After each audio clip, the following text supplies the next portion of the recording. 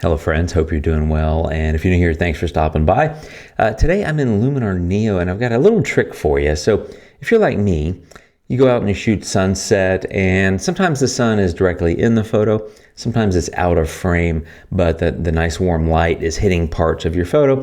Anyway, you get home and maybe you're playing with them and editing those photos, and this is a little thing that I do sometimes to really make that sunlight pop in the photo. It's a nice little trick. It's super easy to do, and I use it on a lot of photos.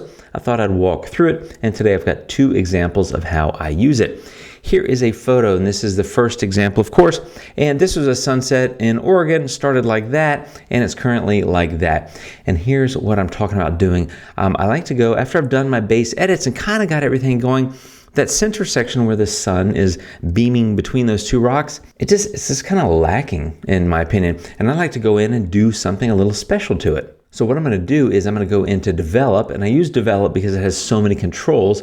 As you know, it's like the light section, the curves, the color. I'm going to use all three of those. I'm going to click on masking, and I'm going to get a radial gradient. And what I'm going to do is I'm going to draw that gradient right here, starting in the center of the sun. And of course, I need to invert that because I want to work inside of the gradient, not outside. Now, having done that, I'm going to get this framed up and situated just the way I want it to be. And so what that means in this situation, and of course this is very specific to this photo, and that is this inner circle, I want to overlap part of the edges of these two rocks, right? And then the outer circle, where this is kind of the gradient section, it kind of fades. I'm going to pull that in a little bit. I don't want it to go across the entire photo, but basically this is where my edits are going to apply, right? So just be sure you get it set the way you want it to be set, simply because you can't go back, unfortunately, and adjust the gradient. Later, you'd have to start over. So I think something that like that looks about right. In fact, I'm going to tighten this up a little bit so it's a little bit thinner overall, and maybe pull in this outer circle just a little bit. Okay, that's enough adjustments.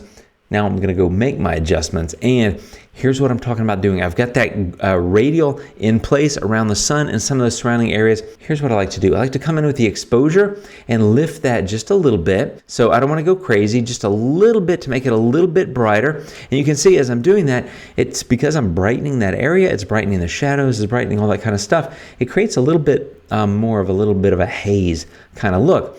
And to add to that, I'm going to reduce smart contrast a little bit. And in curves, I'm going to go down here in the shadows, the bottom left, and I'm going to lift that because that kind of fades the image when you do that. But because I have that radial mask in place, it's obviously just impacting the photo within that radial mask. So basically brightened it and reduced contrast there, which is creating a little bit more of a hazy kind of look. And then I like to come in and play with the color, and that would be temperature, tint, saturation, and vibrance. Maybe not all four of them on every photo, but in this case, I'm going to go in and maybe pull the temperature down slightly, maybe to give it a little bit of a tint and maybe a little bit of vibrance, maybe a little bit more tint and a little bit less temperature. Season to taste, my friends, season to taste. Every image is going to be different, of course, but what I wanted to do there is just give it a little bit more oomph in that color and reduce contrast, which kind of creates a little bit of a fade, almost creating a little bit of a haze, and increase exposure a little bit. So if you look at the before, there it is. You can see that section, obviously higher contrast, where the people are darker and things like that. And now I've brightened that area, and it looks like the sun is creating a little bit of a haze across that part of the image, which kind of makes sense. The sun is coming through the clouds, and it's just creating a little bit of a haze, a little bit of mist, almost kind of look in the air. And one more time, there it is before, and there it is now. So that's the trick and what I like to do. Let me show you. Now that's a direct on sun photo. I want to show you also with side light. That'll be the next one. Okay, so here it is, side light. There's the original photo, and that's my edit so far. It's kind of blue overall. I really like it, but again, I wanted to kind of pop that warmth. Now, in a situation like this, when the sun is not in the image, of course, pay attention to where the sunlight is coming from. You can see the sunlight hitting these hills on this right-hand side. And of course, you can see it's warmer over there on the left-hand side. The sun is coming from out of frame to the left. That's where we're going to position our radial mask. So going to masking, click and drag to draw the gradient. So I'm going to do that. I'm going to invert it once again. And again, just take a moment and get the radial mask to look really the way you want it to look, right? So what I want to do here, I'm going to pull that in a little tighter. And what I want to do here is just get that stretching out across the photo a little bit. maybe position it something about like that. Again, every image is different, so I'm gonna go with that for this one, maybe pull that in just a little bit. But let's pretend that I've got the radial gradient exactly where I want. And again, same kind of moves here, which is lift the exposure a little bit so it's kind of brighten that area, pull down the contrast, lift the shadows section of the curves tool, creates a little bit more haze, a little bit brighter, a little bit less contrast, a little more fade. In this case, I'm going to add a little temperature to it, where I'm going to warm it up, and I'm going to give it a little bit of a tint as well, something about like that, and maybe even a little bit of vibrance. And let me show you what I did to the photo here. So that's what it looked like before on the left-hand side.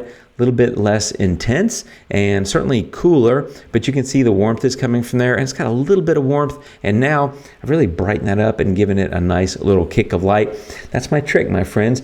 Radial mask, figure out the position for that, adjust the mask accordingly, and then use the different sliders in Develop that help you achieve this look, which for me is lifting the exposure, reducing smart contrast, lifting the shadows on the curves tool, because that and reducing smart contrast kind of create a fade, a little bit of a soft focus, a little bit of a glow almost, and then adjust color and temperature and tint accordingly to suit your taste. But it's a fun little move that can take a photo from that to that, which I think gives it a nice little impact. And in this case, it's also created a little bit more warmth there, which plays off the cool in the other side of the image. So if you look at the before image, it was kind of bluer overall, and now it looks a lot better, I think, because it's got that cool and warm interplay, which I like in photos.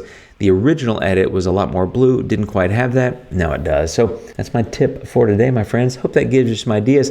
And if you like this video, check out that video about controlling light in Luminar, and I'll be back soon with more Luminar Neo videos. You guys take care of yourselves. Thanks for hanging out today. I'll see you soon, and until then, adios.